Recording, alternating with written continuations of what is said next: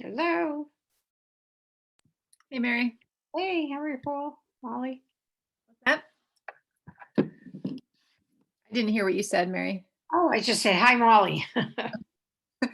Hey, oh, it's been one of those days, but it's nice to see you guys. Right. I had a hard time getting in. I finally found the right link. But Mr. Serra had tried a couple of, he said, oh, this is the agenda, or this is the link.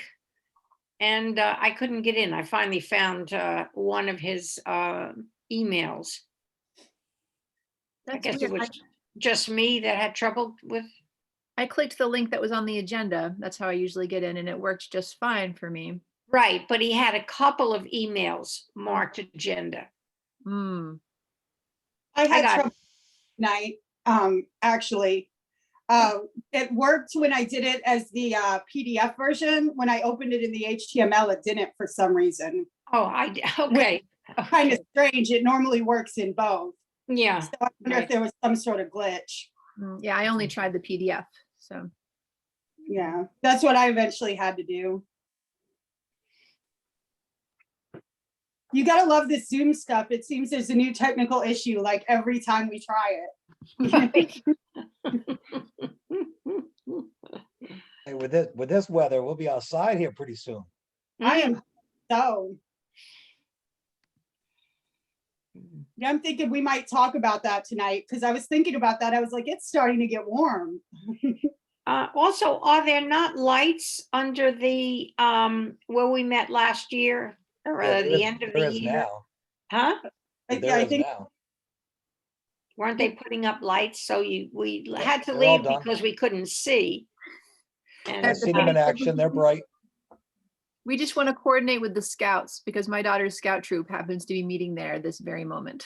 Oh, okay. Well, I mean, in the general area, I don't think they reserved it. I think they just like meet outside near the church and then they end up going to the tables for a while. They don't mind the cold? This is the first, they've been on Zoom, but like it's hard to keep Cub Scouts on Zoom. It's not easy. So they decided to try outdoors this evening. I haven't heard, they're not back yet, even though it's kind of dark. So I'm guessing they're running around screaming in the dark. That's what I think is happening right now. it must be going well if they're still out there doing it. So, yeah. yeah. I kind of empathize with them right now. I think because I work in a smaller office at my company where there's just 4 of us, you know, when COVID shutdowns happened, we were used to it just being a small group. So when everyone else was remote for so long, they were kind of going crazy. We had to have like triple the number of Zoom meetings when before we had no meetings.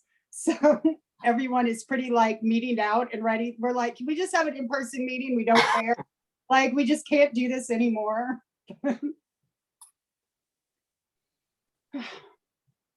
Yeah, we're getting there. We're getting there. Hi, Mr. Jacobs. Thanks for joining us tonight. Hello, how are you? Doing good. Hey everyone, this is my dad. Hi, Mr. Jacobs. Oh, hello. I didn't see any emails from anyone saying they weren't going to be here tonight. Well, we're still a minute till. Okay. So. I just was thinking maybe I had missed something. So, well, yeah, there was that issue with the link. That's true. And now that I think about it, wasn't there? I think I saw an email that went out afterwards saying the link has been updated, but not everyone might have seen it. Julie, by the way, thank you so much for the books. Oh, no problem. My daughter had never read Captain Underpants before. Oh, how special. Captain Underpants is now a thing in our house. I'm sorry, that's rather unfortunate. It could be worse. They're pretty funny. Yeah, they are. I mean, I may feel differently after I've read them each 10 times, but so far it's only been twice each. Yeah. No, they're funny. They're cute. After the 10th time, you're like, okay, I get it.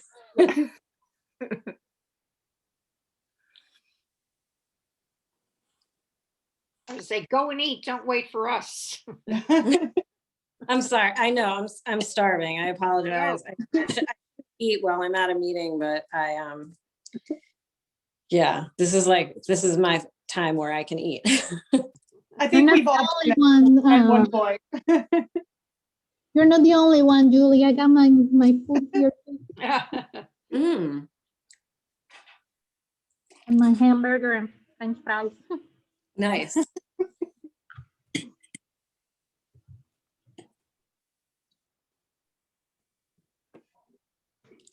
All right. I guess we can go ahead and get started if everyone is ready. Julie, are you ready? I am just gonna pull up the roll call here. Hang on. All right. Okay. Yeah, go ahead. All right, so I'm going to call this meeting to order at 6:46, and let's go ahead and do the roll call. Hang on, 6:46, call to order. All right, Carmen. Megan, are you here? Megan's not here. Not here, okay. Do we know if she's gonna be absent or is she just late? I haven't heard. I heard, okay, Mike, Here, present. Julie is here, Roberta, Yes, ma'am. Gary, Yep, I'm here. Molly, I'm here. and Hillary. Here. All right, All right. Did everyone have a chance to read the minutes from the last meeting? Yes, Do we have a motion to approve?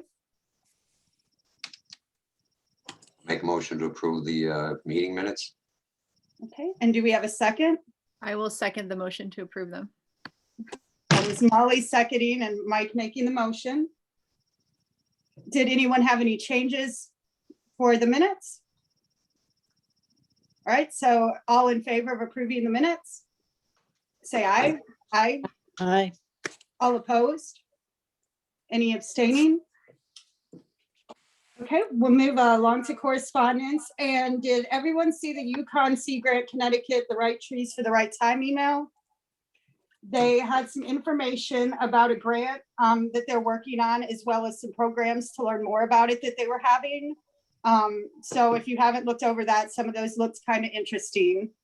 I think they were going to be on Thursdays at 1 o'clock. So they're kind of Tomorrow. Yeah, there's one tomorrow.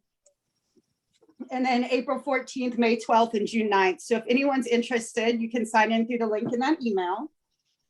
And it doesn't look like we have any public comments tonight. So we can go ahead and move along to the treasurer's report. I have the treasurer's report from Nicole, and it shows no changes from last month. So none of the memberships have come through because there's no other disbursements. Okay. All right. And now we have a guest speaker. Thank you so much, Mr. Jacobs, for coming to talk to us tonight. He is from Chesterfield, New Hampshire Conservation Commission, and he's going to talk to us about how they did their land inventories. Thank you. I'm pleased to be here. I appreciate being invited. In New Hampshire, one of the things conservation commissions are required to do is, and I imagine it's the same in Connecticut, is keep an inventory of their natural resources. And so we are in the process of meeting that requirement. This is a second time we've done a natural resource inventory. And of course, we're also following the town master plan, which puts very high importance on natural resources and encourages us to do that. Just to give you a little feel for what Chesterfield is like, it's quite a bit smaller than Ledyard. We have about 3,600 people.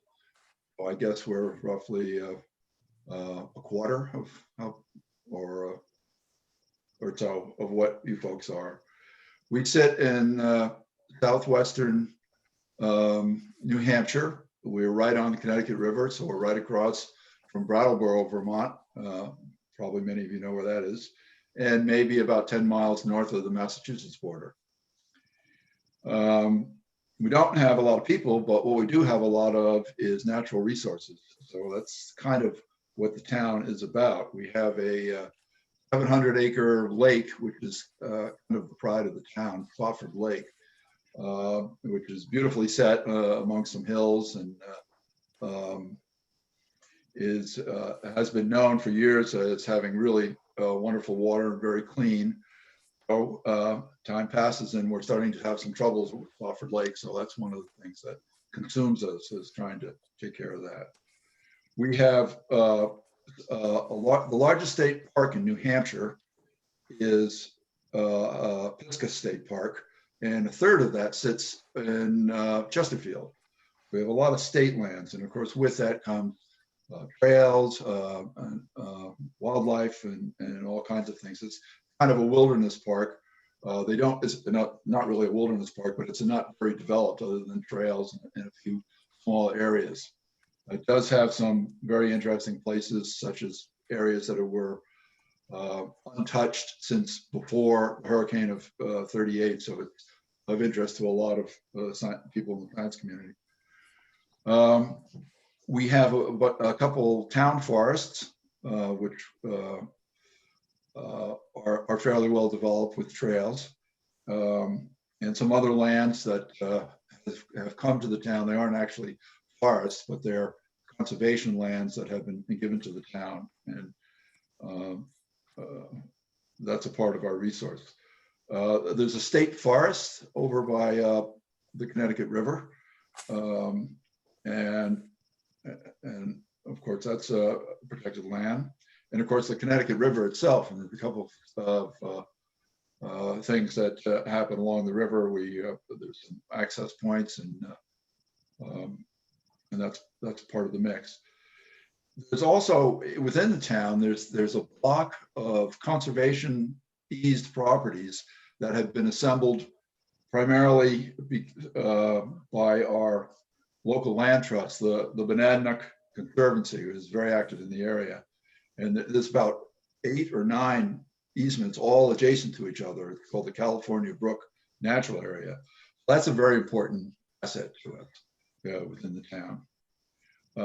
There's also some trail systems there's one that starts in the town and goes all the way through the town into Keene and on over to Peterborough and up Mount Monadnock, the Wintastaquit Monadnock Trail. It's about 50 miles, so it's a very nice thing to have in there, and well maintained by a private group that generated the interest and is now maintaining it and promoted it. So that's what we have, and the town, according to the master plan, is it comes very through from the surveys they've done with the town folk in developing the master plan, that natural areas and a natural nice environment to live in are very, very important to the town.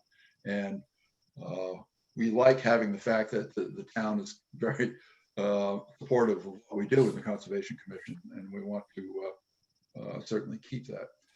But we really view this natural resource inventory in 2 ways.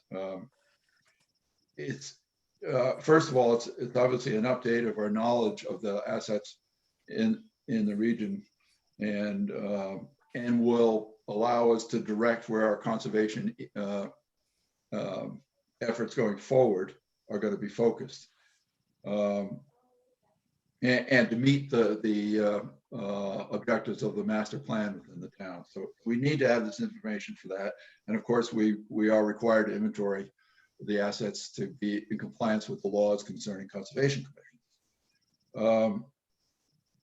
So what that involves is there is a lot of information that is available on a statewide basis, a lot of wildlife information, a lot of maps, soil information, all the stuff that all the public agencies collect There's some data from the National Heritage Group, which knows about endangered species and threatened species.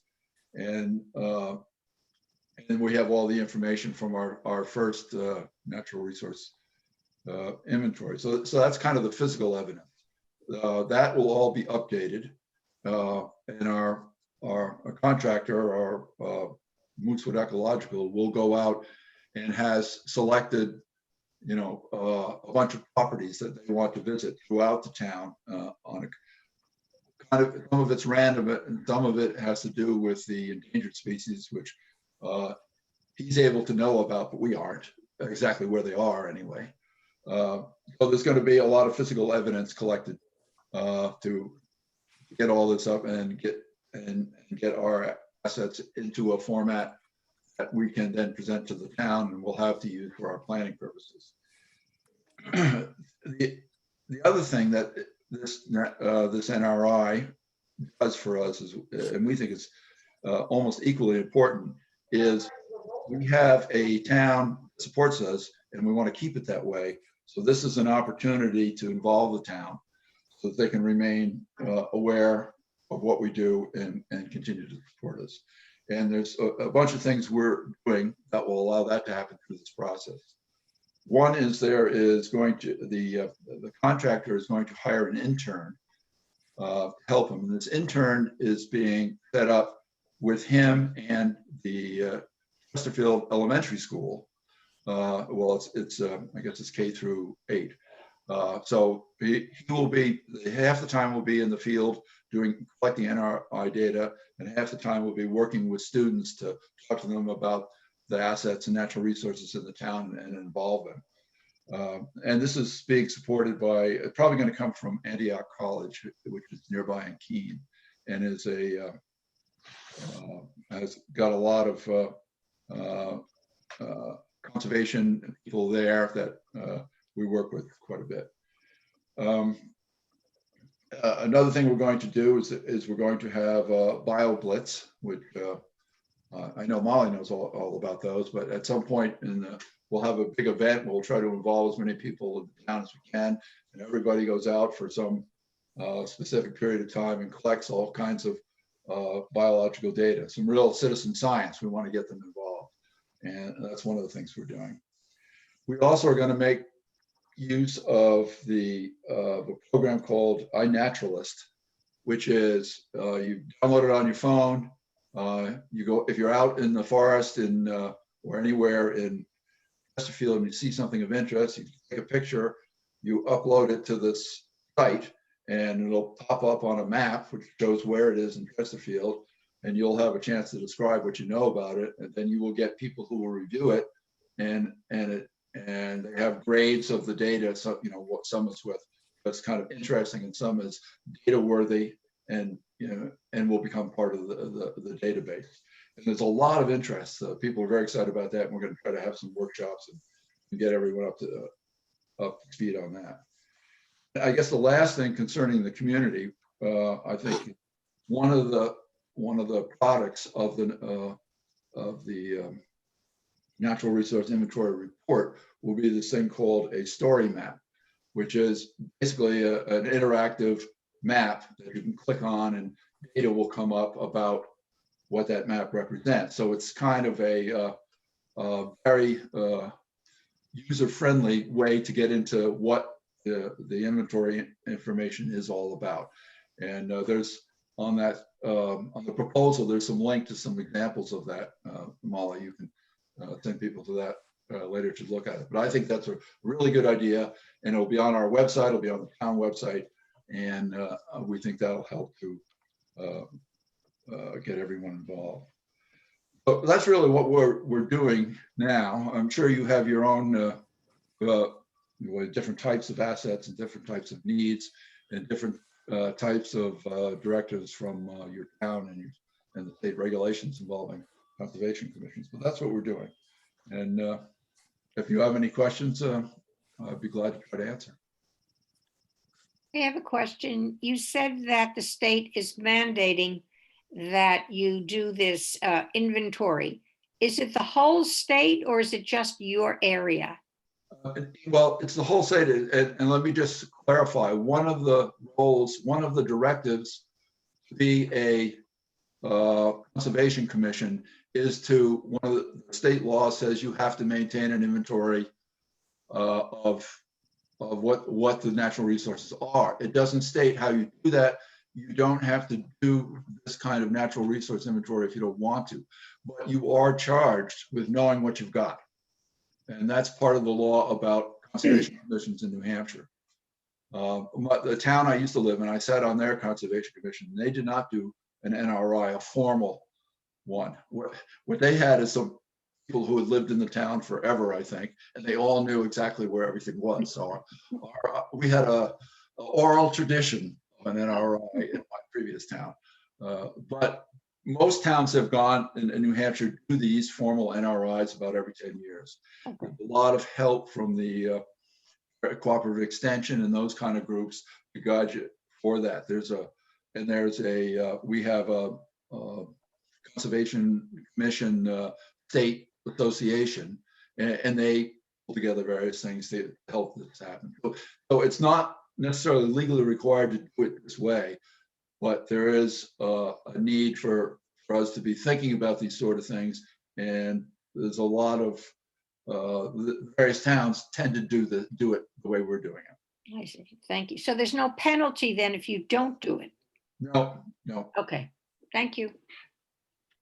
I have a With- question. Sorry. How did you decide on this particular group to do your inventory? Well, a couple reasons. One is he did the one 10 years ago. He knows the town. Number two, he lives in town. Oh, Which means he knows the community. And number three, he has very close ties to Antioch College and has did a lot of his work there, and knows this kind of stuff. This is kind of what he does for a living. He's probably one of the few I know that do this as a major portion of his consulting business. Thank you. We are usually required to solicit bids, and we had to talk to our selectmen about whether we could bypass the bidding process in order to hire this guy because he was such an obvious fit. With this quote in here and the sample proposal that you sent, is that for all the properties in your town? For the town-wide, yes. The town-wide. About how many square feet of land do you guys have included in that? I'd have to look. I don't have on the tip of my tongue how big the town is, but I imagine in acreage wise, it's probably a little bigger than Ledyard, but not too much.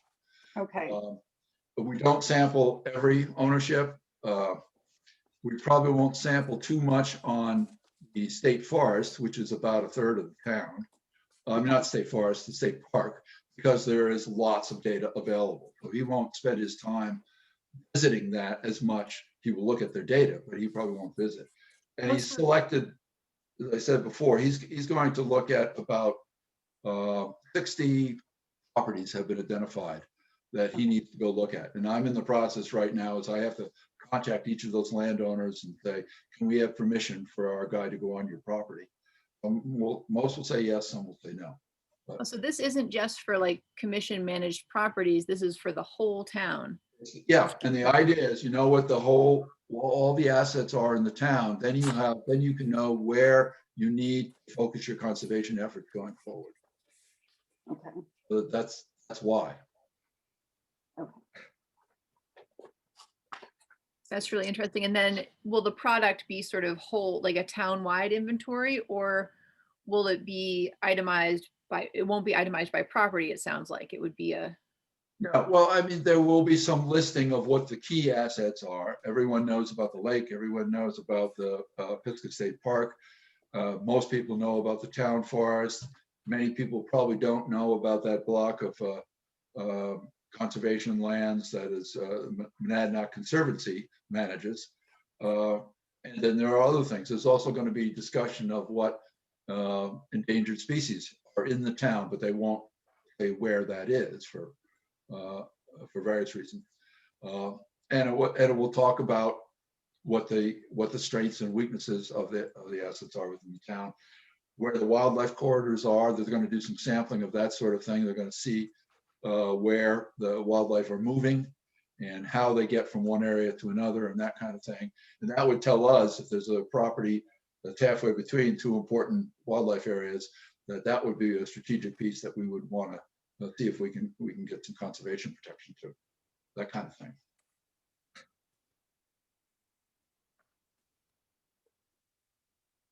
That's a really cool perspective because we end up, our commission tends to focus on the conservation properties, like the properties we're responsible for. So it's a different feel, but Yeah. it's really interesting. And part of it does come from the master plan of the town, which says that that's what they want us to be thinking about. What is the conservation? How are we going to keep the character of the town going forward? And to do that, we have to not only manage what we've got, but we've got to see how the conservation needs are shifting and be prepared to identify key parcels that need protection. The needs for protection change. Was the one that was done 10 years ago the first one that was ever done, or is this an ongoing every 10-year history? Chesterfield, yes, that was the first one done 10 years ago. It's really, I believe throughout the state, it was about that time, maybe 20 years ago, that towns started doing these more formal inventories. I think initially it was just the conservation commissioners would sit around and say, well, what do we got? We got a forest over there, we got this over there, and that would be it. And maybe they probably didn't have websites then, but if they did, they might list those out.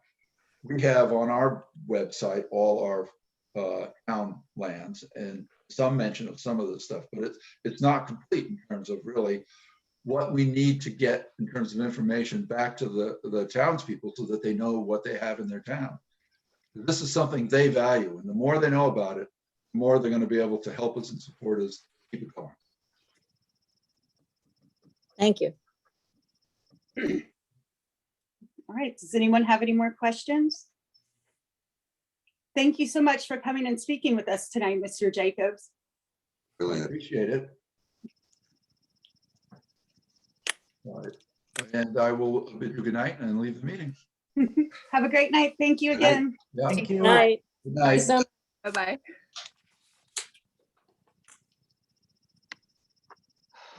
Did you throw him a kiss, Molly? I'll call him later. He's a pretty awesome guy. Oh, he was photogenic on Zoom. Well, I will tell him that because I don't think he can feel that way. Yeah, we'll definitely have to talk about that. That's really interesting. A lot of good info there. a lot of things. Yeah. That quote, it seems like a steal. It seems like a lot. They're getting a lot for that amount of Yeah. money.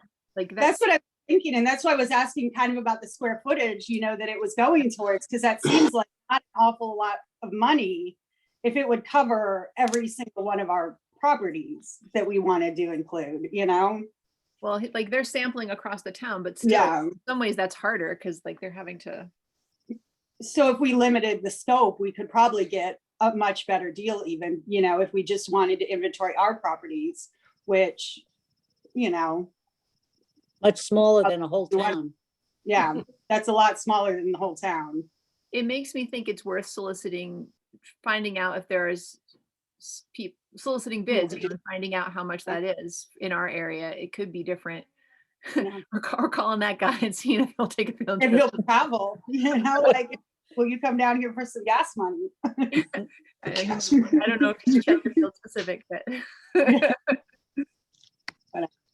Okay, so, It does give you the idea, though, that because it's affiliated with the nearby college, maybe there are opportunities here where we have so many state and private institutions who have students doing similar studying. the other thing that's interesting to me is sort of the really like kind of the way that they're interfacing with the rest of town government.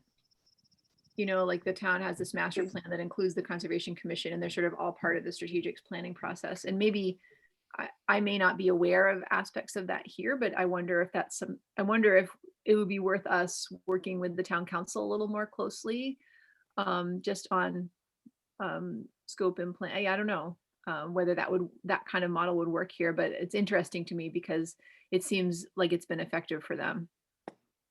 It's something I know planning and zoning has mentioned at times, doing, you know, possibly inventories of open space and having conservation keep inventories of that open space. So it is something that has been mentioned before and definitely is looking into, because I think getting the support of the town and the town council would probably be the best way to get a project like that done. It seems to me like the group that you would be working with would be the Planning and Zoning Commission when they're doing their POCD. I mean, that should be a natural resources inventory should be part of, you know, when they're delineating, you know, what should be left open and open space and stuff. The other interesting piece that probably would take some cooperative effort with others is like we got Groton's conservation planning going forward. And if we're looking at trails in town, looking at the towns that surround us and how they would connect for the, he talked about wildlife corridors. Well, it's the same idea, not just wildlife corridors, but people corridors, you know, for trails. So I think there's a local piece that is probably also should be included in what's open spaces we look at and how they fit together and all those kinds of pieces. Right. Even with the Inland Wetlands Commission, to know where things are that are important to protect, and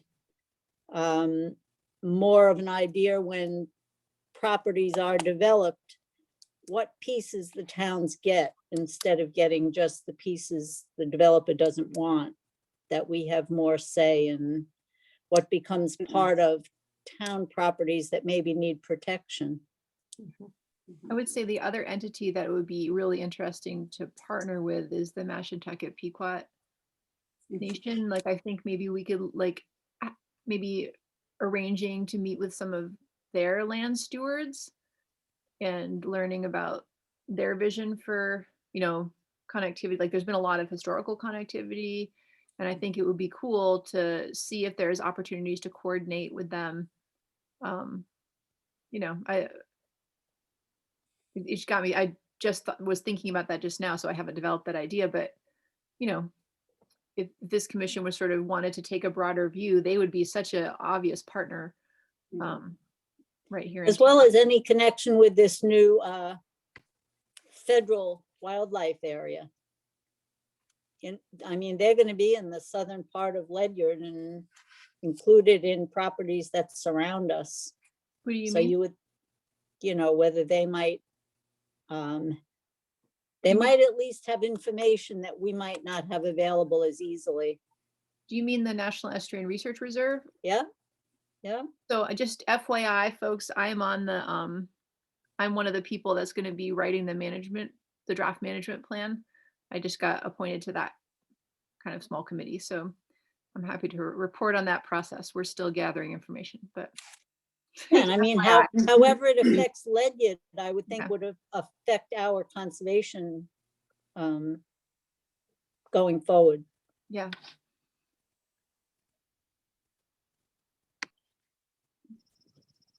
All right, so moving on to old business. Did we have any property walks this month?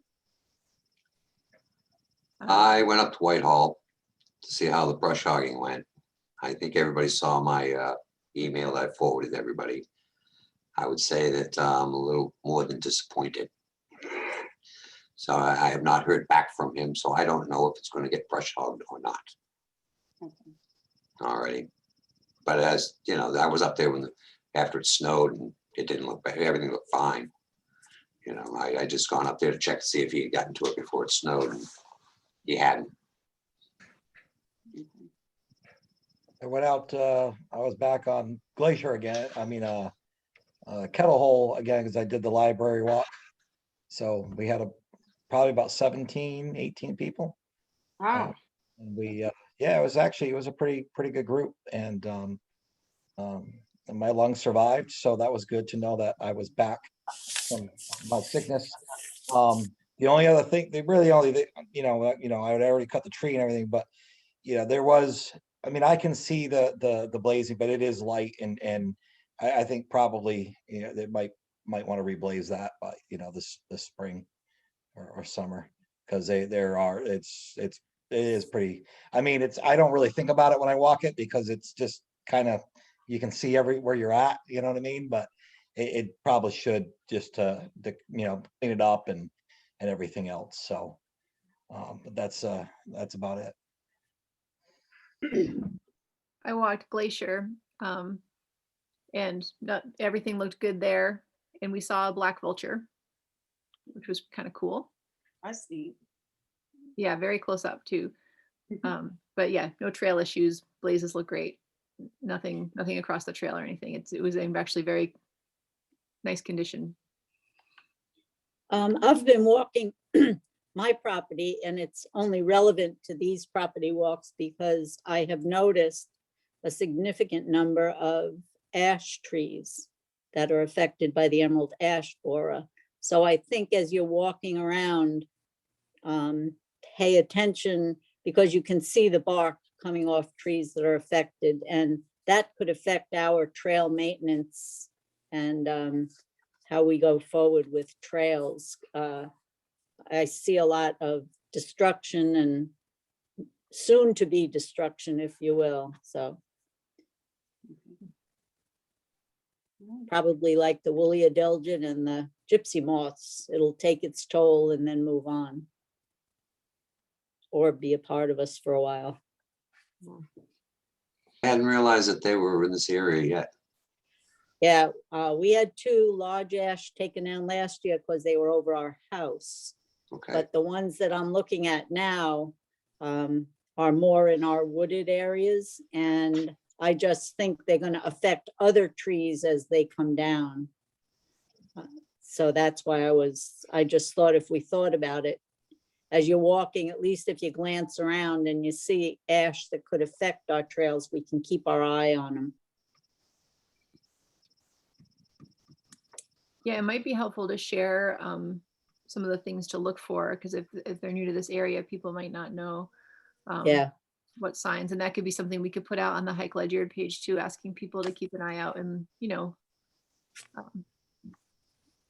Even at their own home, because a lot of homes in Ledyard are surrounded by trees. mhm. And it's definitely something that if you don't know what you're looking for, you'll never know until the branches start all to come down.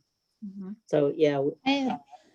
I actually think somebody posted in the Ledyard community resource group about it, like something happening to their property tree. And some of the comments mentioned the emerald ash. Emerald ash borer, Okay, yeah, that. pretty but destructive. Yeah, so it might be already in some of people's properties.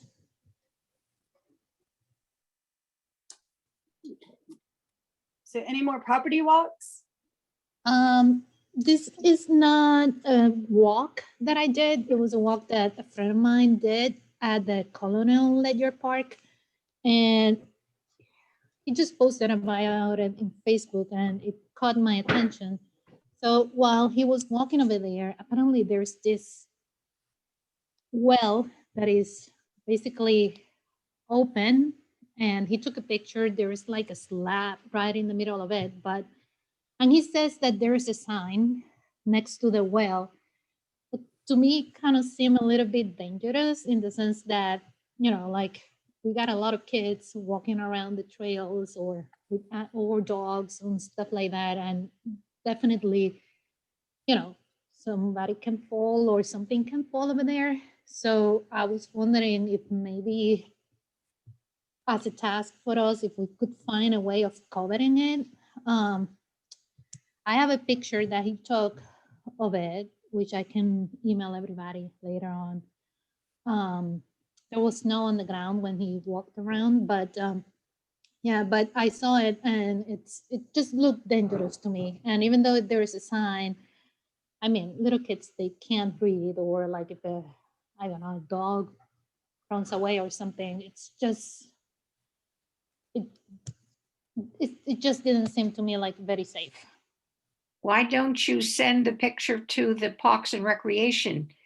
Scott Johnson is the Scott director. Johnson? Yeah, he's new, so he may not know about it. Okay, I'll send it to him. Thank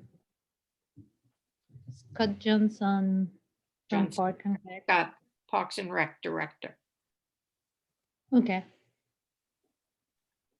I'll do that. And I know when it comes to Trailblazers, I don't think Megan's rescheduled the Trailblaze that we pushed back. So we don't know anything about that yet. Does anyone else have any upcoming that they planned on doing? I think we're mostly still waiting for that one to be rescheduled, and she's not here, so we can ask her about that later. And I don't think, we don't have anything new on the signage of Burton Trail, do we? Yes, I sent forward the email when I was talking to Tony, and it had a picture of what he envisioned. Did everybody see that? I don't No. think I got that. No. Oh my goodness, what did I do wrong? All right, I'll resend it. But basically, he sent me, he had the thing all formatted, and it's basically the trail. It shows everything. It's really nice.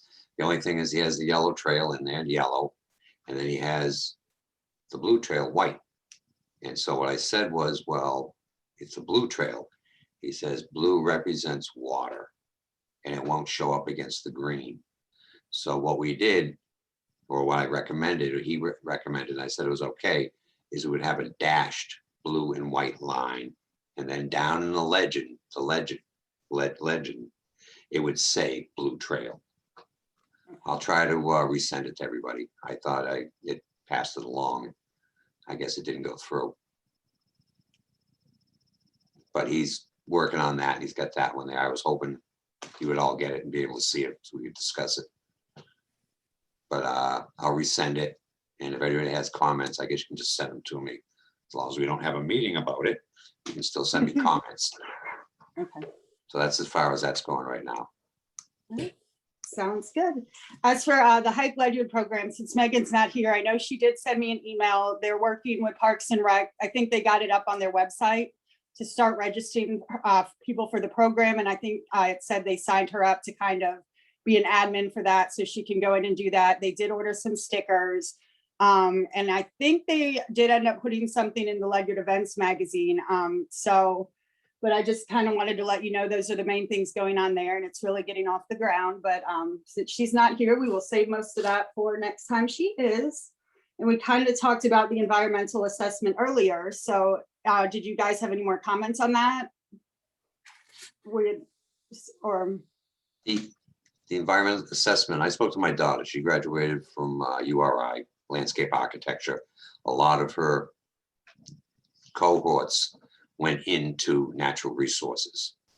She said she was going to make outreach to some of them, because some of them do this type of work. And also what she's going to try to do is contact some of the professors at URI to see if there's somebody that has a project or an internship or something of that nature. And perhaps we can maybe get somebody through there. Also, I was thinking of trying to contact UCONN myself, try to find out who's head of what department, and say, we got a project. Do you have anybody that would be interested? It's just another thing I'd reach out for.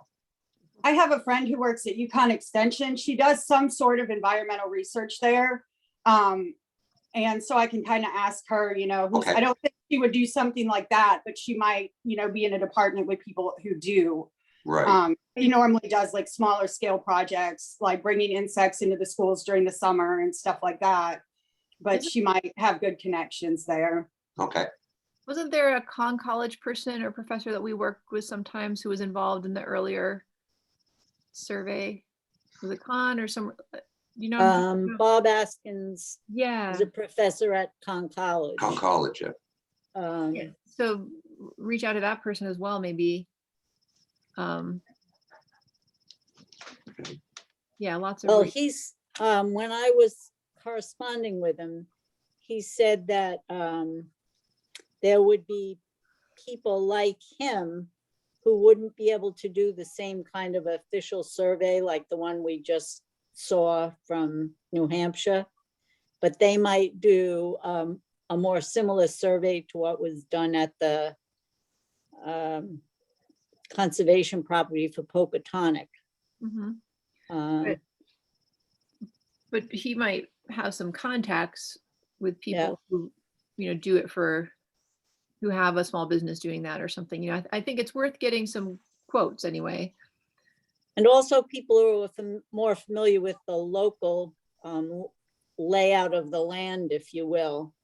Yeah, Just like they picked somebody who knew Chesterfield, right. it might be worthwhile to know somebody who already knows southeastern Connecticut a little bit, which is could be different from other areas. If somebody comes from California, Connecticut isn't going to be quite the same thing, But if we had more local person, they might be more familiar, even with the resources in the area of who to go to and what to use.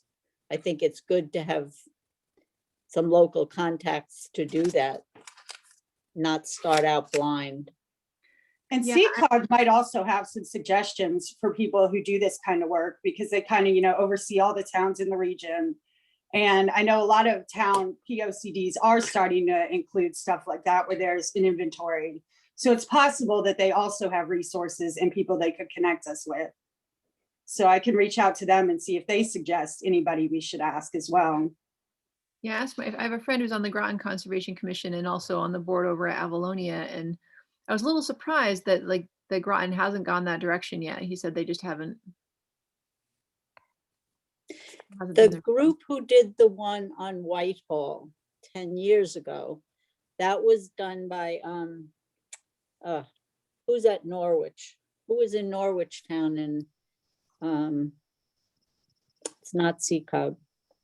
But anyhow, they do one, but it's not the same professional specifics like the one we just were described to us. But they came and they did a one-day walk. And in their report stated that because it was only done in the one season, that it should be done at other times to get a full picture. So that's just, even if we asked them about doing it again, it was members of their town groups who did it. And they might do the same thing again with people who are very appropriate in certain areas, but it is not going to get written up the same. When I went through the whole book they produced, most of it is information that they then gathered and put together in a book. It wasn't stuff they observed in particular on our properties, which still had its value. I mean, it was what it was 10 years ago. If you got all the same maps and all the same pieces now, I suspect you'd see something different. It is a baseline, at least, which we don't have for other properties. But I think I think we have to keep following it up, that it's probably something that we should see as appropriate to do, because Ledyard's not going to have less people move in, it's going to have more people move in. And there'll be more pressure on our open space than ever, and how it's used.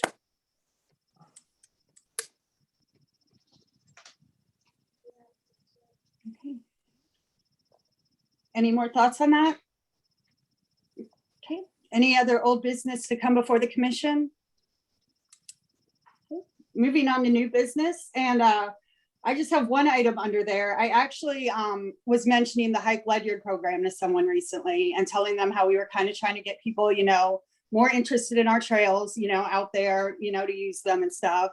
And they had kind of mentioned, they were like, well, what if somebody wanted to do, they were talking about this trend of doing remote hiking fundraisers recently. or people had been doing those as social events. They were like, do you have a procedure for those? And I was like, I feel like maybe I should be able to answer this question, but I can't. Would we need to? I mean, our trails are free and open to the public. Would we need to have a procedure if someone wanted to have some sort of hiking event there? You mean don't- for somebody to take a group on a walk? Or if they were gonna do like some sort of event where like they've been doing kind of 5Ks where it's socially distanced, so people start at different times and could do these more rugged trails. And I'm just wondering, would there be a liability issue if somebody wanted to do something like that there? There's no liability issue on open space as long as there's not gross negligence on the part of the owner. But I think there should be a process if there's going to be a race or something like that. Mhm. Other people may want to know that, Yeah, to plan That's- their, like just to know that something's happening, you know? yeah, I guess it depends on the scale of the event too. Like if, yeah. I mean, people get together in groups to go on hikes all the time, but if they're talking about having like a A big fun event, or where people are paying money to be there or something like that, you know?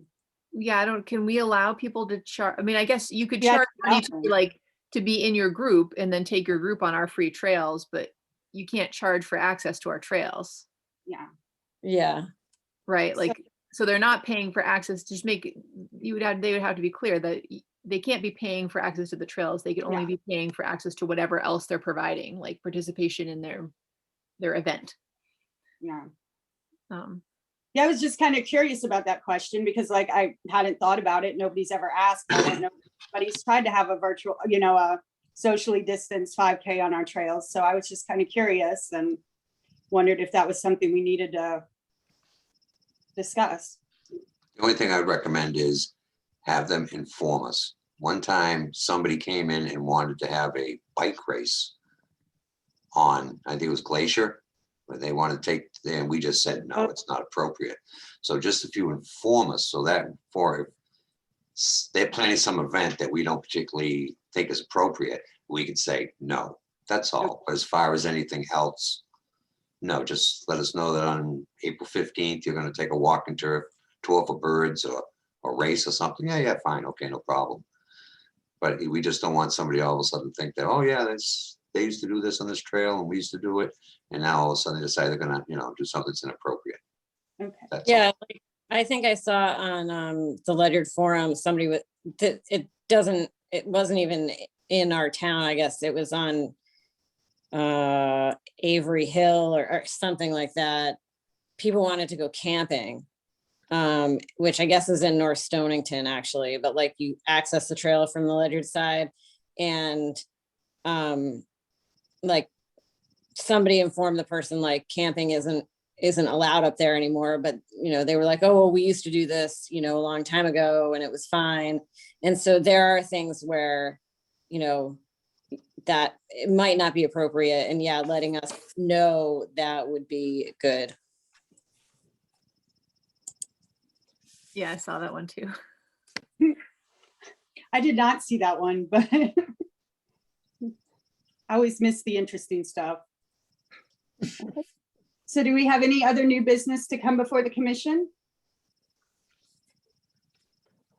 All right, do we have a motion to adjourn?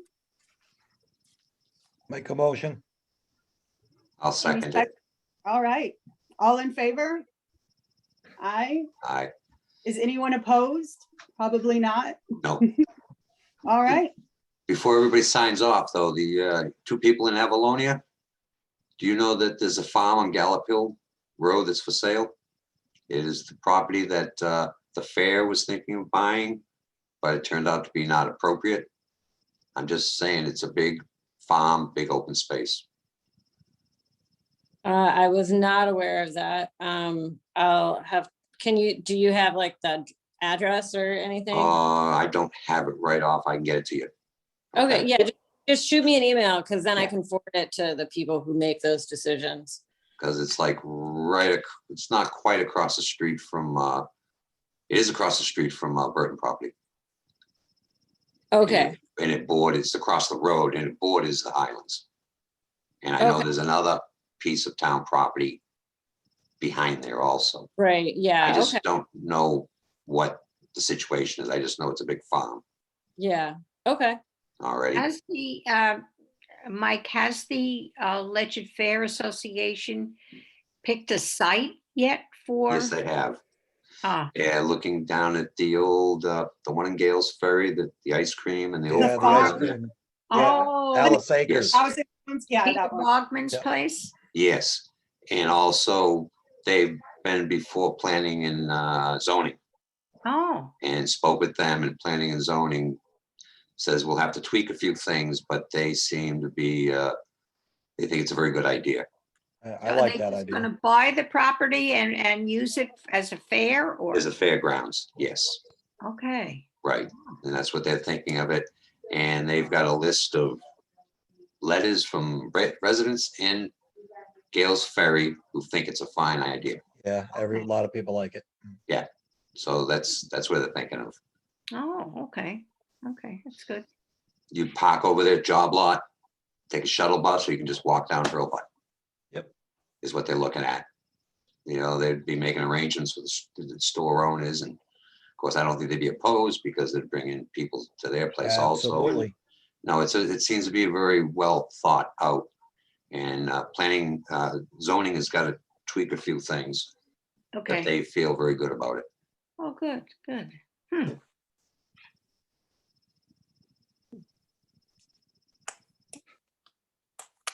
Okay.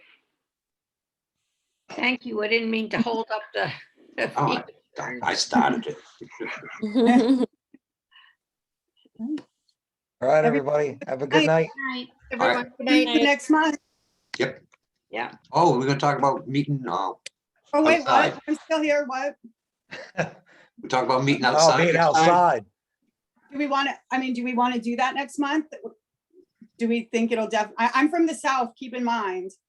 You might So- want, maybe wait one more month then, because it could be rainy and chilly, True. you know what I mean? April, yeah. 'Cause, Yeah, yeah, don't be fooled. This is fall spring. This is fall, Yes, it spring, is. not Yes, it actual. is. I was kind of thinking, April might be a little early for my southern bones. Try for May, to be safe. All right. You're All right. listening to me. Think of May. All right. All right. Good Have a night. good night, Good everyone. night.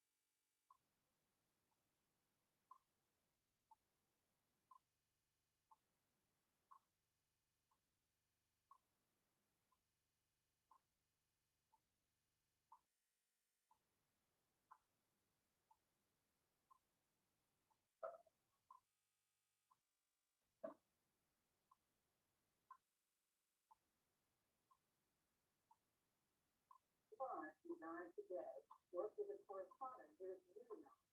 Good ground. This is the CBS Weekly News with Roger Buck. For almost 20 years, beginning in 1961, Roger Buck, the New York City millions of American households, as the correspondent for CBS News. This is Roger Buck at the U.S. Capitol. It was an era of three major networks that North stood out, covering Congress and national election campaigns, including a famous moment in 1979 with Ted Kennedy. Simple question with questions. Watch won't be president. He was also a primary substitute for Walter Cronkite. Among many memorable moments, one was present reporting on the night Robert F. Kennedy was assassinated in Los Angeles in 1968. He called his 2008 memoir of previous years the place to be. In his conversation on NewsHour, he told me why. Because it was a perfect storm. It was a collection of principled, talented, honest, hardworking, very tough professionals who all came together during a 20-year period that had into those 2 decades, violence, chaos, marvelous stories, terrible stories, constitutional crises, assassination. Everything that could have happened. We were there with a spiker covering everything. There was also losing competition. The rule at CBS during those 20 years was to cover the news, and that should be the hell out of it. It was always strong for that to just become. But in 1980, Mike joined NBC. I'm on NBC News, New York. CBS shows ran rather ahead of him and quite successful. Peter spent 5 years with us at the newshour as a substitute anchor. Our top story is today's Tracy. Congressional correspondent. Unclassic Mark moment and found a way to sneak in a question to Congress for Jack hospitality he'd been told was off limits. I don't want to talk about that. I'll keep it for you guessing. So, did George Bush pull it off last night or not? Well, remember that Polly and seem to know everyone at Washington and love talking about it. He ended his career as a host of the History Channel in 2004. Roger's wife PJ died in 2011. They had 4 children and 14 grandchildren. Roger Mike died of kidney failure at his home in Plain, Virginia. 93 years old. For the CBS NewsHour, I'm Jeffrey Martin. And that's the one. That's the NewsHour for tonight. I'm Judy Woodruff. Join us online and again here tomorrow evening for all of us at the CBS NewsHour. Thank you. Appreciate it. Thank you. Major funding for the PBS NewsHour has been provided by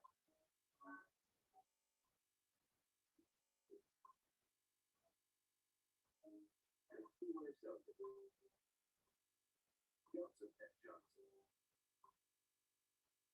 BNSF Radio,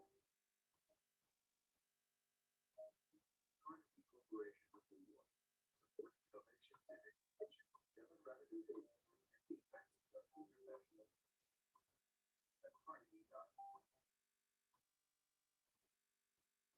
Support of these institutions.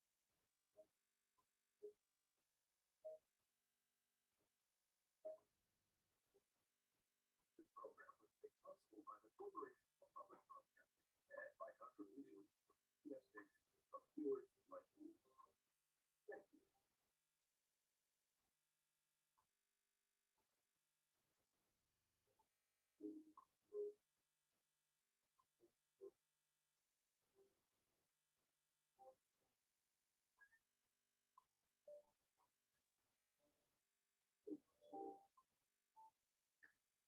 I've spent